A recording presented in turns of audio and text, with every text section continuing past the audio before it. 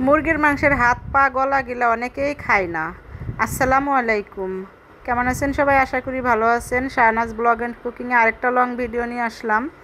আর এটা সত্যি কথা, অনেকেই খায় না, কিন্তু তাই বলে যে সবাই খায় না এটা কিন্তু না, আমরা খাই। এই জন্য আজকে একটু অন্যরকমভাবে রান্না করব, কিন্তু এত খেতে যে মজা হবে কখনোই ভাবিনি। পেঁপে দিয়ে রান্না করব। এখানে মুরগির যে ঠ্যাং পাক গলা গিলা এগুলো রয়েছে শুধু। আসলে মাংস রান্না করতে গেলে ওইটার ভিতরে যদি এইগুলা দিয়ে দেওয়া যায় কিন্তু ভালো লাগে না দিলে, শুধু মাংস রান্না করা হয়। আর এগুলো সবসময় আলাদাই পড়ে থাকে, তাই আমি আলাদা করে রান্না করার চেষ্টা করি, সবসময় ভুনা করার চেষ্টা করি। কিন্তু আজকে আমি পেঁপে দিয়ে রান্না করব, অসাধারণ একটা রেসিপি। ফুল ভিডিওটা অবশ্যই সবাই দেখবেন, খুব ভালো লাগবে।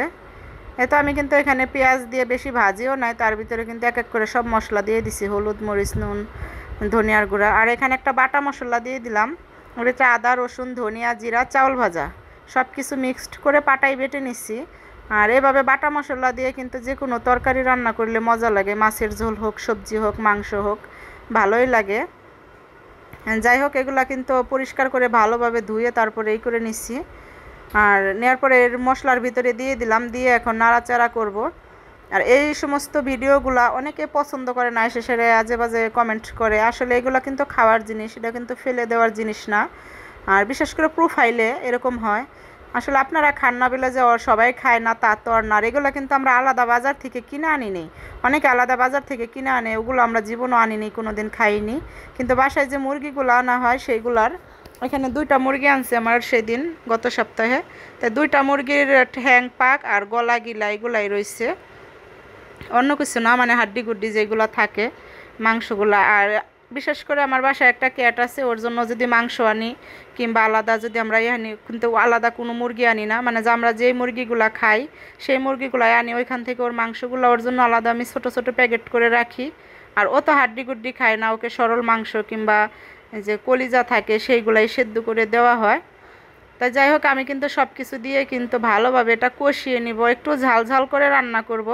এটা একটু ঝাল ঝাল করে রান্না করলেই মজা হয়। আর ভিডিওটা একটু দূরে থেকে হইতাছে, দুঃখের বিষয় হলো শরীরটা অসুস্থ ছিল, আর এর মধ্যে আমার যে ভিডিও করার স্ট্যান্ড সেটা ভেঙে গেছে।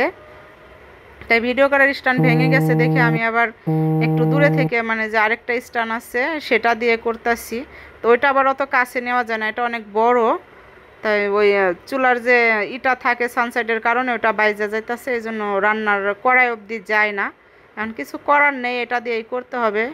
শরীর সুস্থ হইলে তারপরে হয়তো মার্কেটে গিয়ে তারপরে একটা স্ট্যান্ড আনতে হবে। আমি কিন্তু পেঁপেগুলো দিয়ে দিচ্ছি, আর পেঁপেগুলো কিন্তু ভাপ দিয়ে পানি ফেলে নিছি। ভাপ দেওয়ার কারণে কিন্তু হালকা একটা যেই সেটা চলে যাবে, এই জন্য খেতে ভালো লাগবে। আর পেঁপে তো এমনিই খাওয়া ভালো, উপকার স্বাস্থ্যের জন্য। তারপরে যদি এরকম মুরগির যদি ঠ্যাং পাক দিয়ে রান্না করা যায় তারপরে কিন্তু মজাই লাগে। আগে কখনো খাইনি, সেদিন ছোটো বোনে বলছে, পরে ভাবতাছি যে না আমি ওরকম করে রান্না করব। তা রান্না করে দেখি অনেক মজা হয়েছে। এত ঝোল দিয়ে তারপরে ঢাকনা দিয়ে ঢেকে গেছিলাম, এই যে বলক এসে গেছে এখন। তো এখন কিন্তু এটা কিন্তু সেদ্ধ হয়ে গেছে প্রায়। আমি একটু চুলাটা কমিয়ে যাব, আর তার আগে আমি এটার ভিতরে বেশি করে একটু গরম মশলার গুঁড়া দিয়ে যাব। আর আস্ত গরম মশলা দেওয়া বাদ দিয়ে দিছি। সেদিনকে একটা লোক এমন একটা কমেন্ট করছে, আসলে কিছু লোকের কমেন্ট শুনলে মানে যে আমাদের মনোবলটা ভেঙে যায়, এটা তারা বুঝতে পারে না। মানে যে দারুচিনি যেটাকে বলে নাকি ওটা জানি না, যে যেটা গাছের চামড়া থাকে আপনার মাংসের ভিতরে যে আমরা দেই দারুচিনি লবঙ্গ যাই হোক, যেটা গাছের কালো চামড়া থাকে, তা মাংসের ভিতরে দেওয়ার পরে কিন্তু এগুলো কালো হয়ে যায়। প্রথমে কিন্তু গাছের মতোই কালার থাকে, কিন্তু কালো হয়ে যায়। ওইটা দেখে উনি এমনভাবে একটা নাম নিচ্ছে তেলাপোকা নিয়ে, এরকম একটা বিশ্রী কমেন্ট করছে। তা এই জন্য ভাবছি যে শুধু গুঁড়াটাই ইউজ করব। আসলে ওদের এই সমস্ত কমেন্ট কেন জানি মেনে নিতে পারি না। যাই হোক, রান্নাটা কিন্তু আমার প্রায় শেষের দিকে। যারা আমার ভিডিওটা দেখছেন যদি ভালো লাগে লাইক কমেন্ট করবেন। আর এই ভিডিওটা ইউটিউব থেকে টিকটক থেকে যারাই দেখেন, ইউটিউব থেকে দেখলে আমার চ্যানেলটা সাবস্ক্রাইব করে রাখবেন। ইউটিউব চ্যানেল আর টিকটকের আইডির নাম হচ্ছে শাহনাজ কুকিং। আমার রান্নাটা কিন্তু প্রায় শেষ, আমি এখন চুলাটা কিন্তু বন্ধ করে দিব।